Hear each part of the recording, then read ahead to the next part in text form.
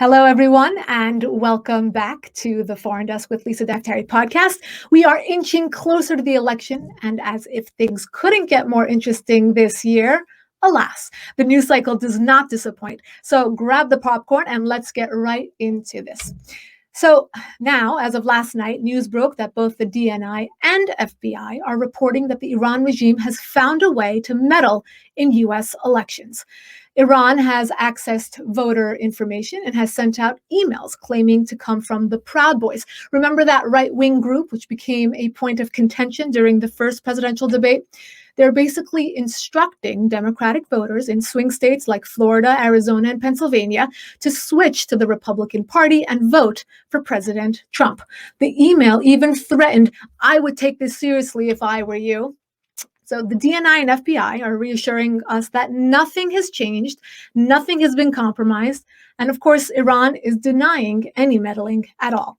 But for most Americans, this questions election safety. It raises the issue of foreign actors meddling and undermining our democracy. And it once again raises the 42-year-old question, what to do about Iran's regime? For the last 10 years or so, the what to do about Iran's regime boiled down to two choices in the foreign policy world. Do we strike a deal with Iran or not? So a deal was drawn up by the P5+1 under a very eager President Obama.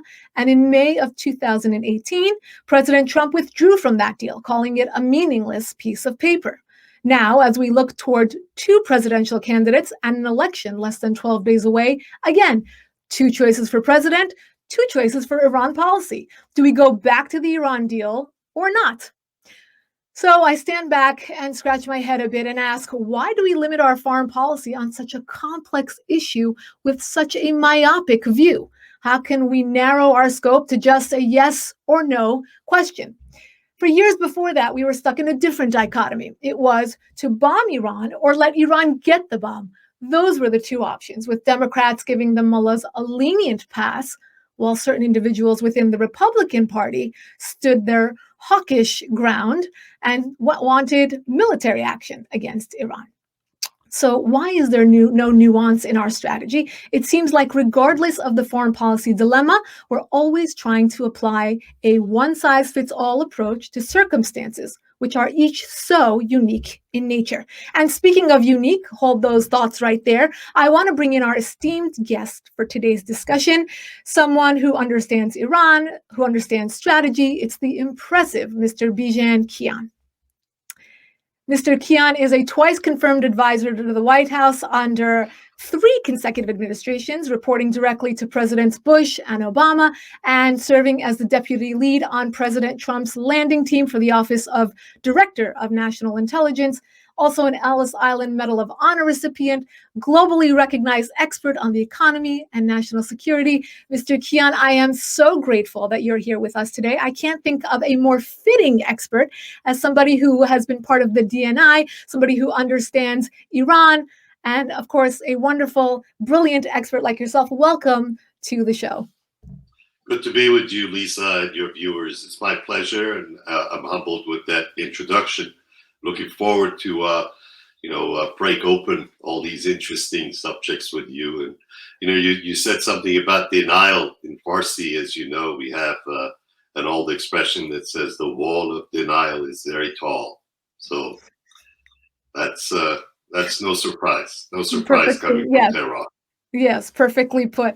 So let's start out by taking a listen from Director of National Intelligence John Radcliffe, his briefing yesterday on Iran's involvement in sending out these emails. Let's take a listen, and I want to get your reaction. We would like to alert the public that we have identified that 2 foreign actors, Iran and Russia, have taken specific actions to influence public opinion relating to our elections. First, we have confirmed that some voter registration information has been obtained by Iran and separately by Russia. This data can be used by foreign actors to attempt to communicate false information to registered voters that they hope will cause confusion, sow chaos, and undermine your confidence in American democracy.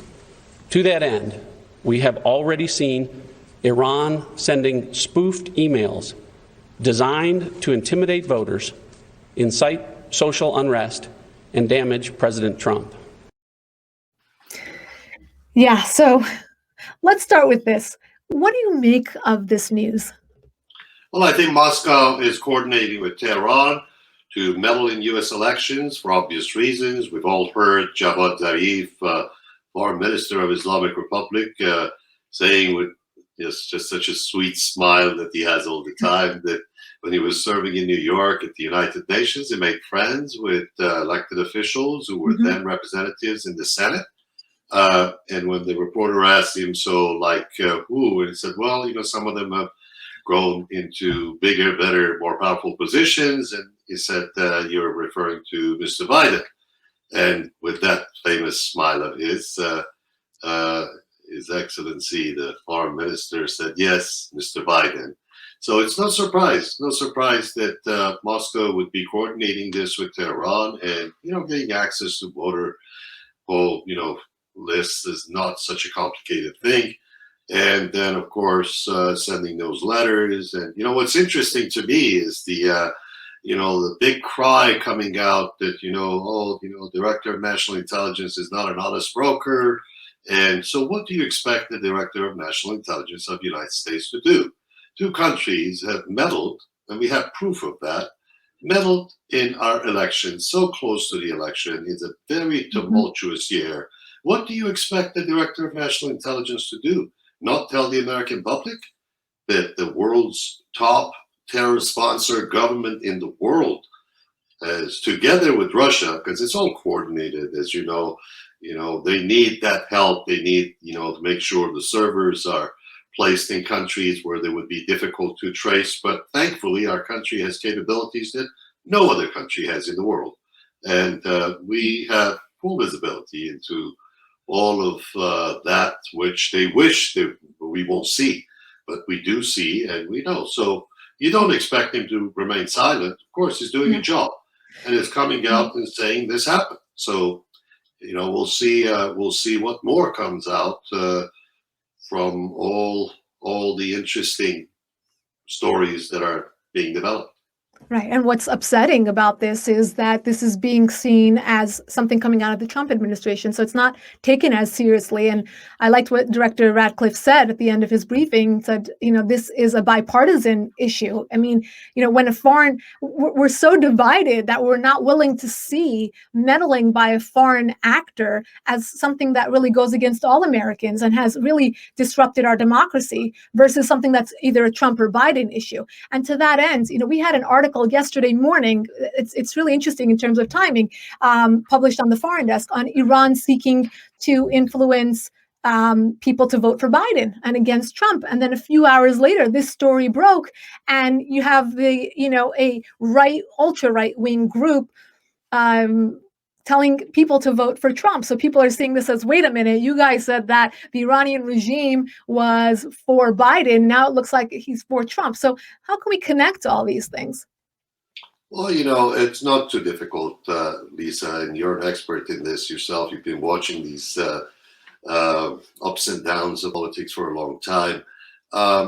What's happening is interesting. I'd like to say a few words about the calculation on the other side. In Tehran, if the popular belief is that, we've been friends with Joe Biden for a long time, we knew him from his Senate days, he really thinks like us, and so forth, they're wrong. They're absolutely dead wrong. I don't want to give the impression that, there is a huge difference in national security between Republicans and Democrats. We have a bureaucracy in place, and the bureaucracy works well most of the time. Sometimes it breaks down like any other bureaucracy, but most of the time it works well. And Tehran is wrong to think that they can get away too long with too much with any administration in the United States. We know too much about the intentions of the Islamic Republic. We know too much about their absolutely violent acts of terrorism around the world, and I don't think it's going to be a very, very good time for Tehran, regardless of what comes out of this election. And of course, I still haven't changed my bet. I believe President Trump is going to win this election. And what if he does? What if he does? What is Tehran going to do then with this stellar, stellar record of shameful. You're looking at a government that, for the first time in history, the government has come to power through terrorism, through committing an act of terror. They took 52 Americans hostage and said, we're going to hold them until you give us some kind of a guarantee. And finally, on the 19th of January of 1980, the accord in Algiers was signed. And the first line of that accord reads that the United States would never interfere in the affairs of the Islamic Republic in Iran. That's what they wanted. They took hostages to get that clause. And this is the first time in history that a government has come to power by an act of terrorism and has maintained their power by continuing their support for global terror. And, how is this government going to solve their other problems? And we could get into that. It's a long list of ineptitude, kleptocracy, and just institutionalized corruption that's eating away at the very foundation of the government of Islamic Republic. They have many problems. I don't think Joe Biden is going to solve them, even in the unlikely event he gets elected. Yeah, I want to get into all of that a little bit later, including the access that they have here in the United States. But just to push back on what you just said, in terms of Tehran's expectation out of Washington, it's quite a pivot if you want to compare the Obama years and Trump's dealing with Iran. So by that calculation, Biden was a vice president at that time. So why wouldn't Iran expect a more lenient approach? I mean, Trump is trying to stop terror, and President Obama gave them money to go on a shopping spree for terror. Our bureaucracy broke down. I just said that bureaucracy sometimes breaks down. We're 244 years old, and I think for 8 years, very clearly, and it's happened before, occasionally in our history, our bureaucracy is broken down occasionally. And during the President Obama, I worked for President Obama, and I had the greatest honor of serving him directly. But I disagreed with many of his policies, and President Obama had a different worldview, and his worldview is proven to have been absolutely wrong. You ask yourself, how did that happen? How did the administration of the United States become so friendly with the world's top sponsor of terror, a government that had actually killed American soldiers all over the world? How did that happen? Well, you don't have to really go too far to listen to Deputy National Security Advisor Ben Rhodes, who said we created an echo chamber. Yep. And that echo chamber helped spread all of this, and our bureaucracy broke down. Our bureaucracy all of a sudden got sensitive that, we don't want to go to war. We just, we hear a lot of things, and they're not all substantiated. Even though 90% is substantiated, that 10% that remains there is a question enough to be skeptical. That was wrong. All of that was wrong. But how do we know? How do we know that we're not going to get? And I'm sorry to cut you off, but I want to really get to the real central point of this, is to say we're not hearing anything out of the Biden-Harris ticket. Nothing. The only thing they're running on is not being Donald Trump. It could be Mickey Mouse. And, we're not hearing anything in terms of foreign policy. So how do we know, or how does Tehran know by their calculation, that they're not going to get another broken foreign policy, so to speak? We don't know. We don't know that, Lisa. We have no indication right now that the coming administration is going to be hostile. But, I believe this firmly, that we have changed. This is, we've learned those lessons. We can't forget history.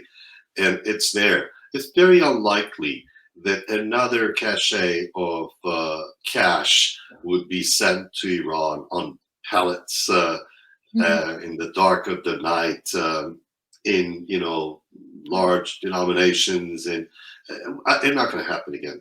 It will never happen again. That story will not be repeated. And if Tehran is expecting a repeat of the good old days, not going to come. So as far as lifting sanctions, let me just say this, and I'll just say it briefly. I'm a student of these matters, as you mentioned earlier, for 40 years. I've been trying to understand things. I'm still trying to understand them. I would say confidently that a rapprochement will be the kiss of death for the Islamic Republic. And that is the biggest miscalculation that the Islamic Republic can ever think about. The other thing is, you think the IRGC, who's now being talked about to be the next power source in Tehran, do you think they will want a normalized relations? Do you think it's good for their health? Oh, exactly. They are thieves. They are, the word kleptocracy comes from the IRGC. It comes from the actions that they've done. So there is a complex formula here that we've gone beyond the yes and no's anymore. Things Right. have And changed. So I'm you know, not just being optimistic. I'm being, as objective as one can be. right. And I think, what do we say to those who look at, even at this point, if we don't appease them, we're going to have to go to war. Yeah. That narrative doesn't really make any sense. It doesn't make any sense. We go to war. No, just like I said, that sending cash is not going to happen. We're not going to have another Iraq war. It's not going to happen.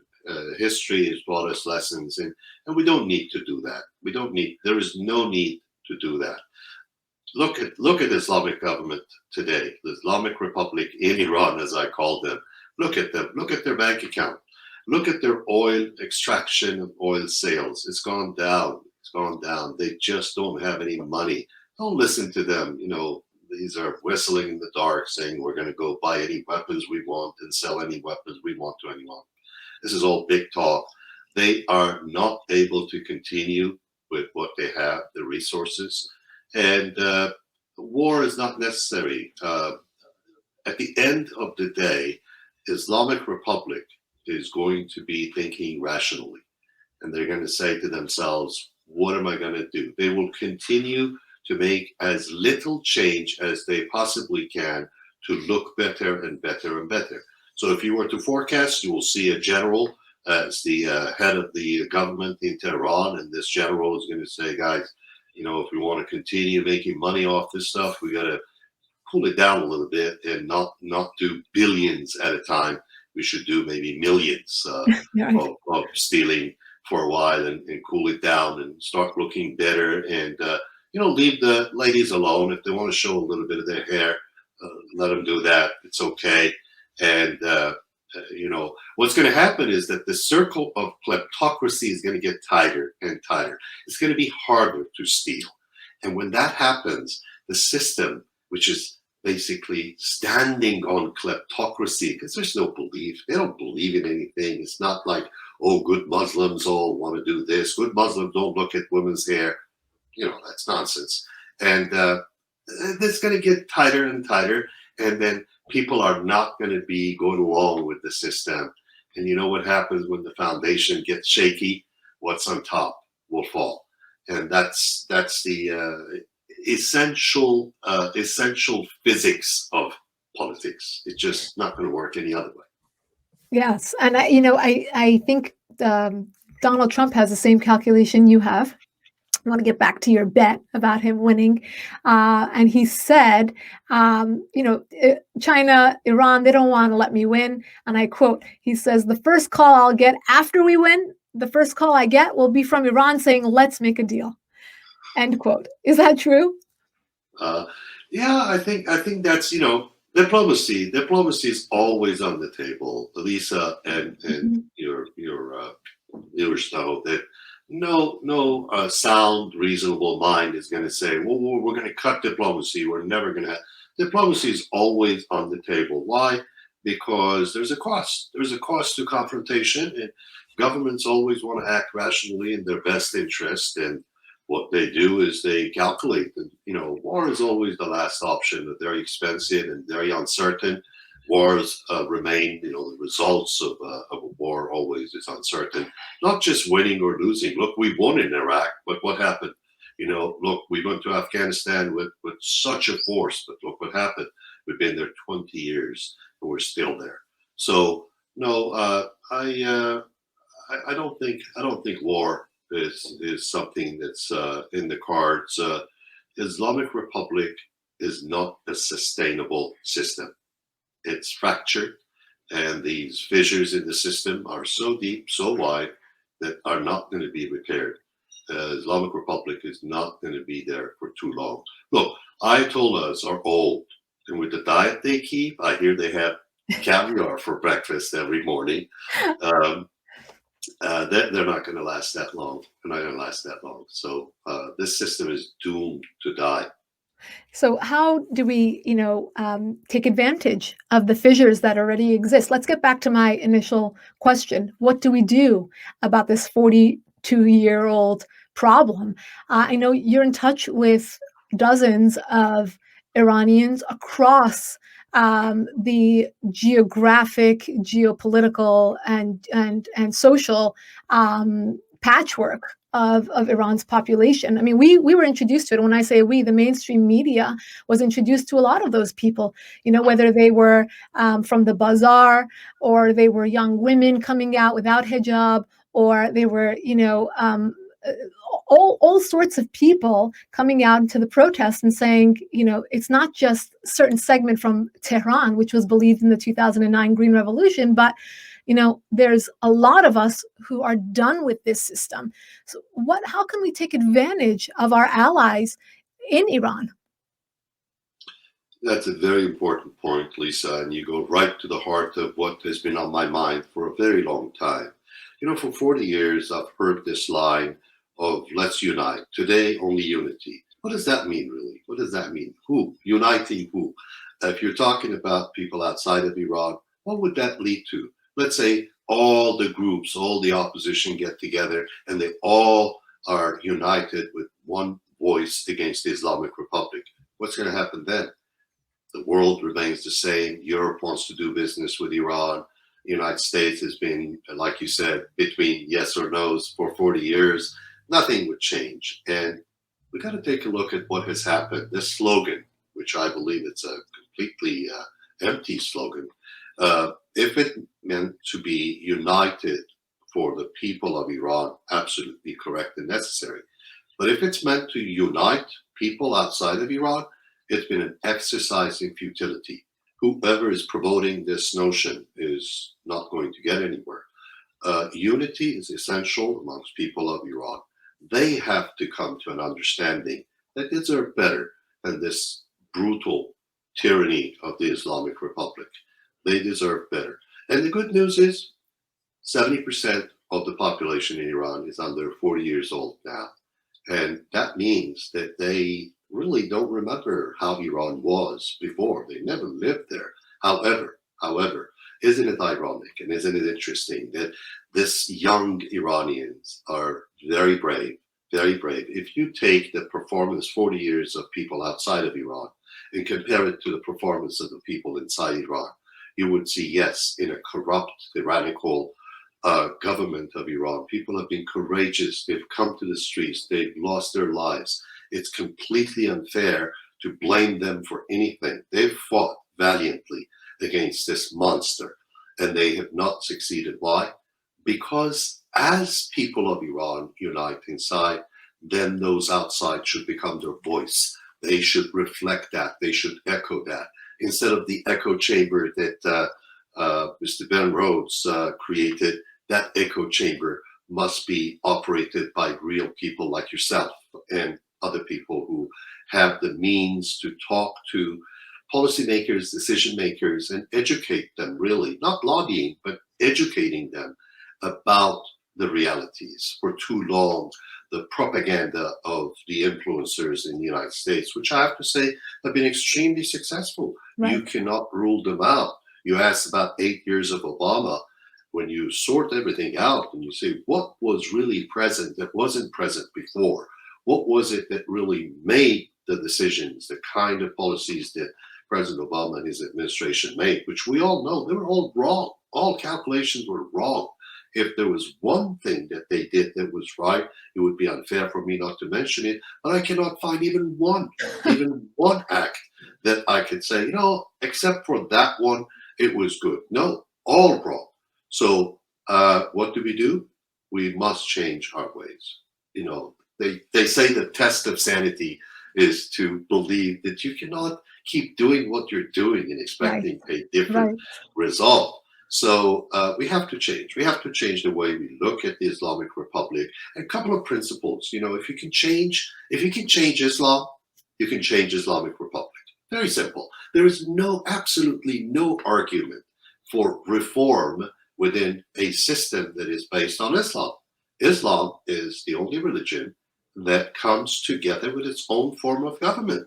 Right. Separation of religion and state in Islam is not permitted.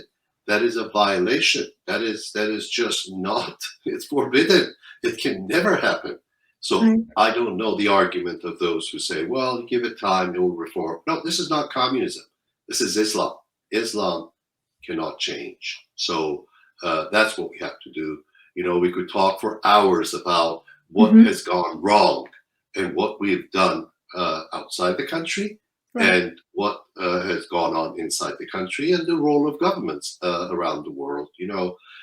Russia is a declining economy. Russia, you go out and try and find something useful to buy that says "Made in Russia."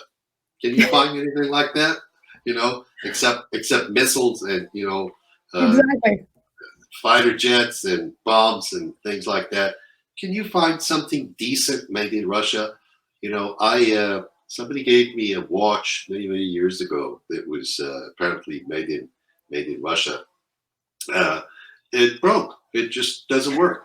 So it looked nice at the time, but Russians don't know how to build anything. Look at how they build nuclear plants. Look at what happened in India and Bhopal, and in their own country, people are still suffering. So China is a big country, and Chinese people are wonderful people. I've been there many times on official trips as a diplomat, and personally, just trying to learn what's going on in the country. Chinese are great people. Their government is evil. The Communist Party of China, and all they want to do is stay in power. That's all. So I'm no longer in government, so I can freely talk about anything using any words I like, and I will not hesitate to say Communist Party of China is evil. So yeah, we have to look at it differently. There's a Persian poem that says you got to wash your eyes and see the world a bit differently, and that's what we need to do. Yes. And I want to go inside and out because you mentioned that. Let's start by starting from Washington. And this is a question I get asked a lot because I am an Iranian, but I'm also for sanctions, and I'm for the pressure campaign. And people think that that's hypocritical. How could you be for sanctions on your own people? Because obviously, they trickle down into Main Street economy. And people have difficulty getting pharmaceutical supplies. And of course, that burden is passed on to the people. And my reaction is always, well, you can tell a lot by the protests and the slogans used in those protests. When you have Iranians saying, "Na Gaza, na Lebanon, janam fadaye Iran," which translates into "not Gaza, not Lebanon, I live only for Iran," it goes to show, a maturing of the protesters that now understand that the money that is supposed to be for them, regardless of where that comes from, that their government is prioritizing their global and terror endeavors to supporting and helping the local economies and to help the people of Iran. So my point being, how do we explain both to the people of Iran? I think it's very important that narrative is clarified, and I ironically think the people of Iran probably understand that more, are more supportive of President Trump than the naysayers are in this country. Those people who are for human rights and for separation of church and state, like you said, but when it comes to the Iranian regime, they're all for it. How do we explain sanctions and the pressure campaign to the naysayers? This is a very difficult situation, and it's a very easy explanation. The difficult situation is you and I, before being Iranian Americans, we're human beings. What human being would not be sad about just imagining someone on an operating table being deprived of a necessary, medicine or a tool that would save their lives? Of course, it just breaks anybody's hearts to think about such a situation. But that's the hard part. The easy part is there are no sanctions on medicine at all. If you look at that, there's a complexity. The complexity is, and they're writing this, and I have to be fair. They say yes, there's no sanction on medicine, but no bank would open a letter of credit, which is essential to transact because the buyer doesn't know the seller. They have to go through the banking system, and banks are not willing to do that. Banks are not willing to do that because of the reputation risk that they have. They don't wish to have to explain that we had a permit, that this was okay. They don't want to do it. So it is a real problem. And I would be unfair if I didn't mention this technicality in this. So yes, there is no sanctions on medicine, but there are problems. However, it's an easy answer because United States government has actually designated financial institutions who can transact as an exception on medicine. That problem has been addressed in policy and has been removed. Now, why doesn't it happen? Oh, because you have the Islamic Republic in Tehran saying, no, not that bank. I want this bank to do it. Why? Because that bank is under the microscope of the United States, and we can't have any unusual, leakage from the transaction, money coming out, kickbacks, and stuff like that. It's not going to happen. So that's the problem. That's the problem. And sanctions are not a good thing on people. They will definitely have an impact. But let's take a deeper look. Let's say we lift all sanctions today. Let's say United States government and United Nations sanctions and European sanctions all go away today. Take a look at Tehran. Take a look at the country. Who's running the country? What's the banking system look like? The reason banks don't want to deal with Iranian banks is because Iranian banks are essentially bankrupt. They are broken. They're not operational. Bank for International Settlement in Basel, Switzerland sets the rules for all banks to have certain amount of capital, certain amount of reserves, certain safety and soundness in an operation. Iranian banks cannot qualify. I will challenge on this program and on any other means I have the Islamic government to open their banking systems to an internationally accepted audit and see how many banks in Iran are going to be able to pass. Lisa and the viewers know that, giving a loan in banking has some rules. You can't just give a loan to someone because the banker has a responsibility to make sure that there's a reasonable assurance of repayment and a capability to do that. That's not how banks operate there. So sanctions are not, nobody is going to say sanctions are a good thing and they don't affect people. Of course they do. But let's say we take them off, they're all gone. How is the country going to be different with ineptitude, with institutionalized corruption, with a broken banking system, and with a country that's bankrupt altogether because the money has been siphoned out to individuals who are in the inner circle of the Ayatollahs. Look at the rumors on the accounts now. Some of it we know for sure. We see it. We know where these accounts are. And some of it we don't see because it's so well spread around the world. But sanctions are bad, but they are necessary. Sanctions are necessary because unless the government of the Islamic Republic is deprived of, one, making money, and two, continuing their institutionalized corruption, nothing will change for the people of Iran.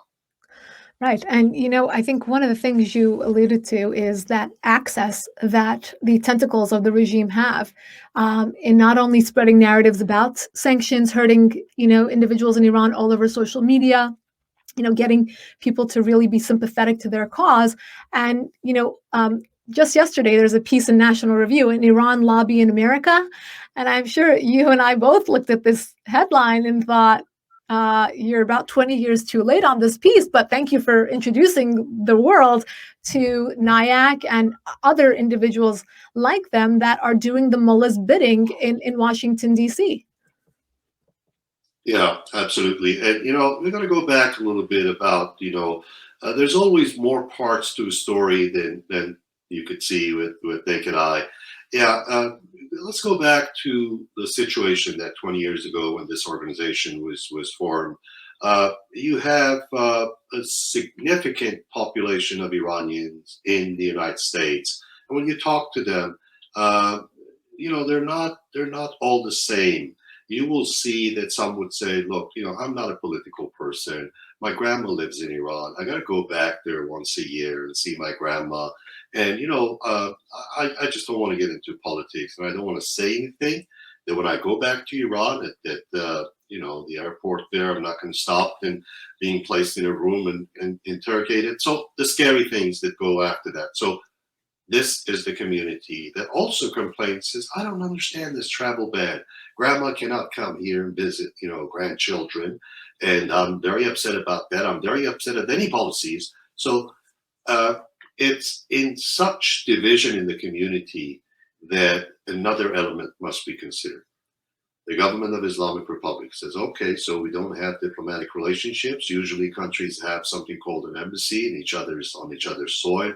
Part of it is to issue visas for people who want to travel, but another part of the embassy does something a lot more valuable and important for governments, and that is to gather information, to kind of have a sense of what's going on the ground. And when they lost that, they can't have that. And of course, part of that is what Mr. Zarif himself, the foreign minister of Islamic Republic, claims, that when I was in New York, I developed relationships. So that's a very important part of the function of an embassy, in short. Now, Islamic Republic says, I don't have that. Now, what do I do? Okay, well, what do I have? I have the ability to export my academics there, to go into academic institutions and start making arguments, however shallow they may be, such as, there is reform that's possible and all that. Complete, utter nonsense. Because, like I said, if you can reform Islam, you can reform Islamic Republic. They say, politics doesn't have a nature. Absolutely, but religions do. And they just have these nonsensical arguments in the academia.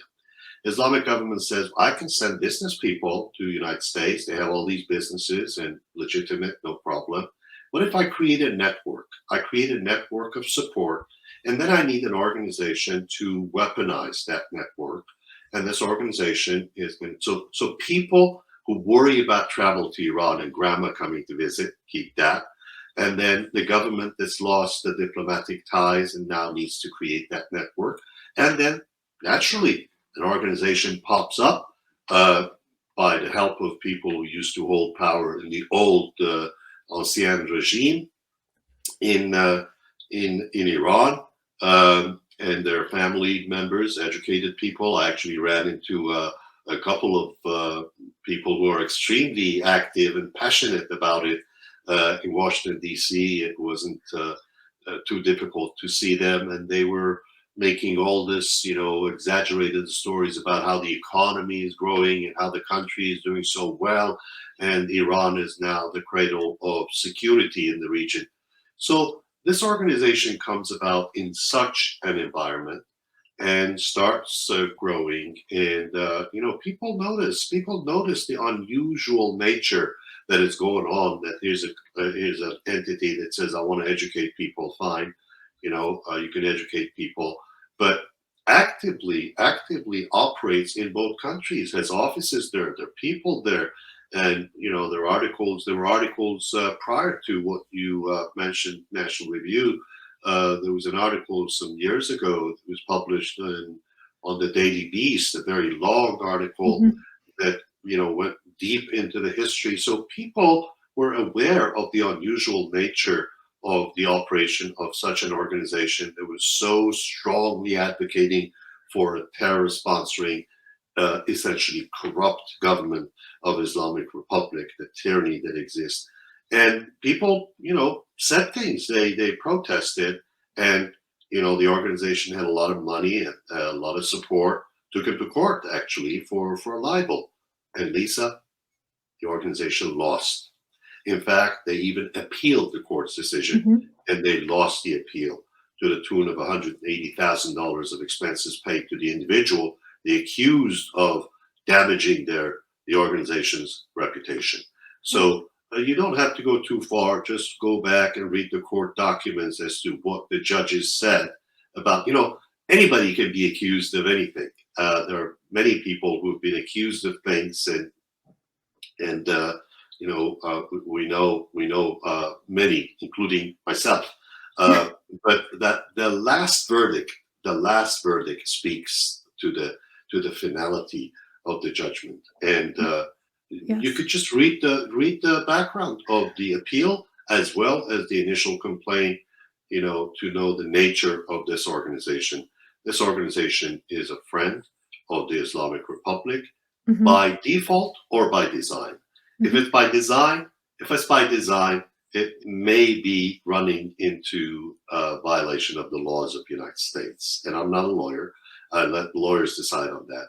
But if it's by default, it doesn't make any difference.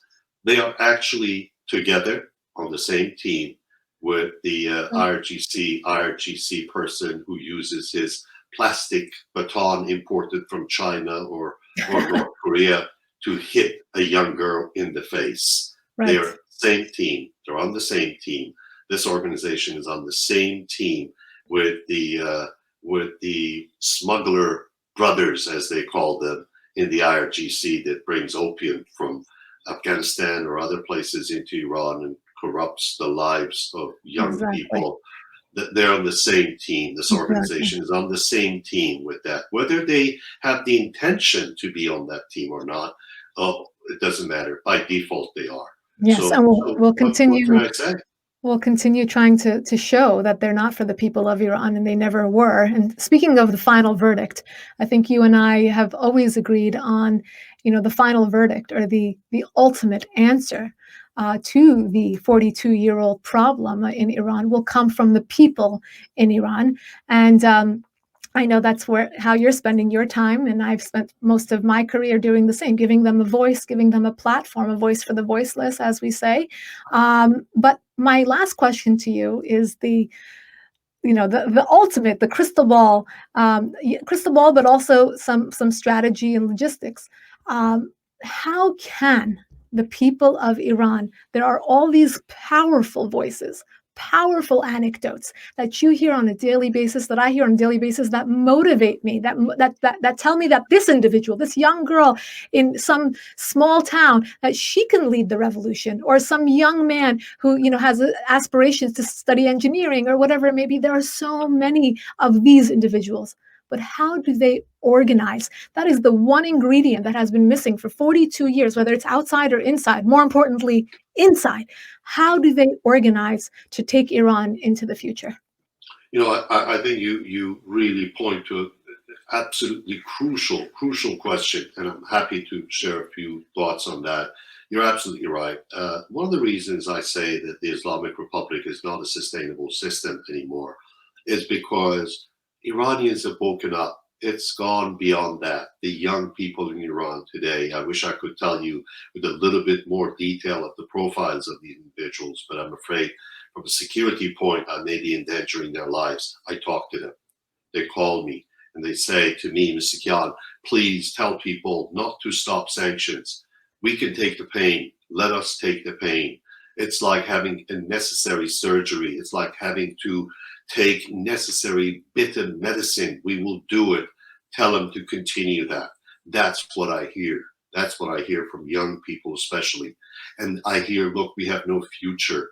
If you make a deal with them, please tell people, don't make a deal with them.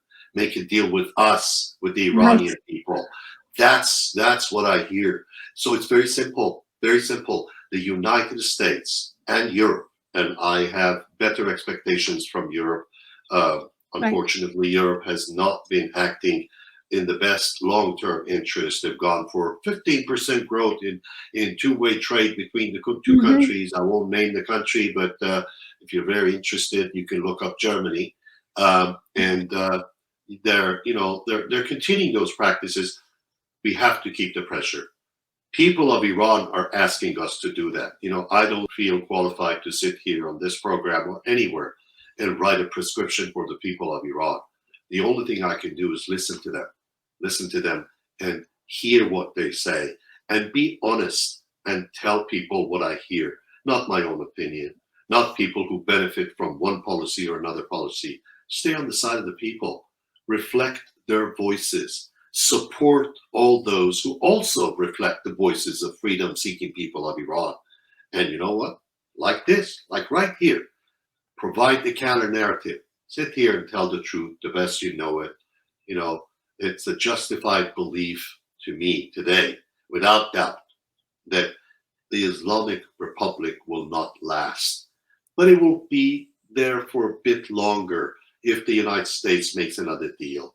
If we act in the same way that we've been acting, this false unity outside, which means nothing. What the people of Iran expect is what anybody, anywhere in the world expects a political group to do. Give me options. That means competition. Give me ideas. I want to see 3 or 4 people coming up with ideas of what they would do to get rid of this government first. You know, everybody comes forward and says, if this government is removed, you know, there's going to be a beautiful thing that we're going to be doing that. And I want to be the guy that does it, or the woman that does it. You know, we are not talking like that. It is not our place to talk like that. We ought to listen to them. We ought to reflect what they say. We ought to support everyone who supports that voice. You see that the tip of the arrow is pointed from Iran to the outside. It's not the other way around. We got to listen to them. And you know, we could continue doing this. It is our responsibility. We're all as humans, not just as Americans, because we have a constitution that tells us that, you know, all human beings are equal with inalienable rights that they're born with. So that's the principle we follow. Thank you so much. Well, unfortunately, we have to leave it here. Mr. Kian, thank you so much for your expertise, for your service to our nation, for your ongoing endeavors, passion for this arena. I could speak to you for days, but unfortunately, we're out of time. And for those of you who want to sign up for my top 10 daily email, go to foreigndesknews.com/newsletter. And to subscribe to our weekly podcast, go to YouTube/Lisa Daftari. And I hope to see you next time.